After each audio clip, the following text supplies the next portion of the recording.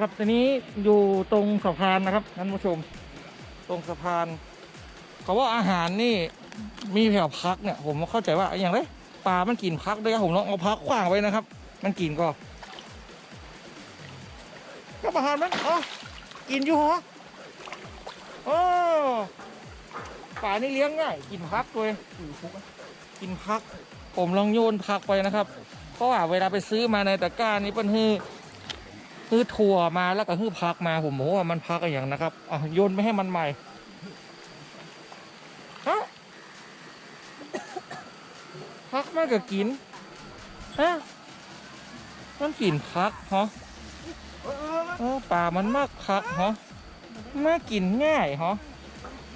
ต้องโยนไปแล้ว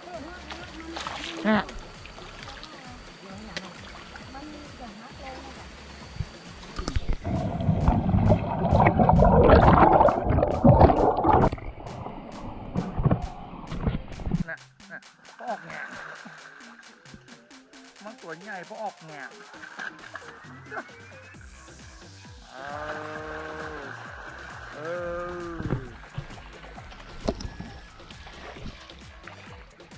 นักมากครับท่านผู้ชมขอเอาเสื้อครับ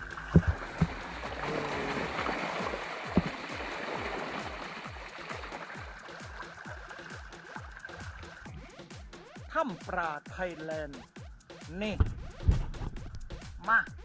เราไปทางในกันเป็นจุ้มเป็นมูไม่ทันดู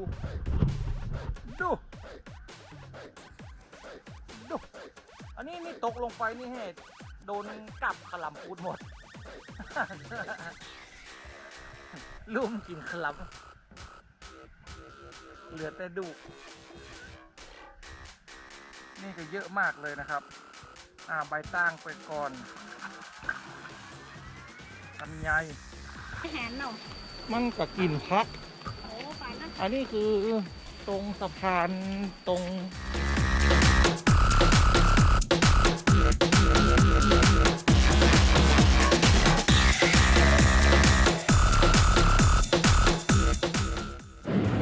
ต่อไปใบดอกชบานะครับดูว่ามันจะกินกว่าใบดอกชบาปึ๊บเป้าครับเป้ามันก็กินใบดอกชบาผมลำไยนะครับลำไยมันต้องแกะเปลือกเลยเพราะมันจะกินก่อนโจ้งไปลำไยมันก็กินก็อย่างเอาลองถั่วดินลองถั่วดินว่ามันจะกินก่อนจ้งถั่วดินลงไปปุ๊บมันก็กินกู้อย่างเลยประเดี๋ยวนี้นะครับปลาดอนบอกว่าใบอย่างมันก็กินหมดผมบอกว่านี่มันคือใบอย่างนะถามแล้วไอ้ที่พูดจักหรอครับอันนี้ใบตั้งหรือใบมันสำปะหลังบ้านเราครับอันนี้ใบตั้งหรือว่าใบมันสำปะหลังนะจ๊ะครับผมเอาลองเข้ามามันหัวมันตั้งมันกินอยู่อะ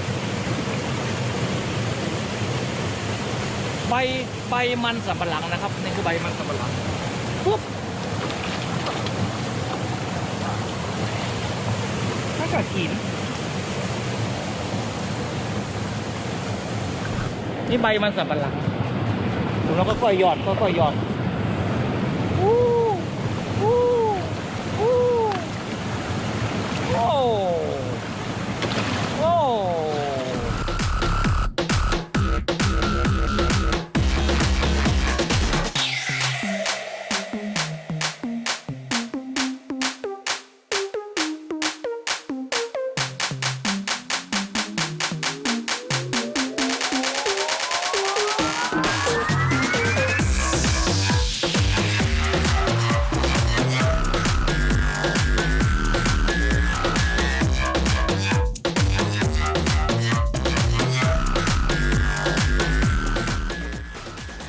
อัปเดตเพลงใหม่รู้ข่าวก่อนใครกด Subscribe และกดกระดิ่งไว้นะครับ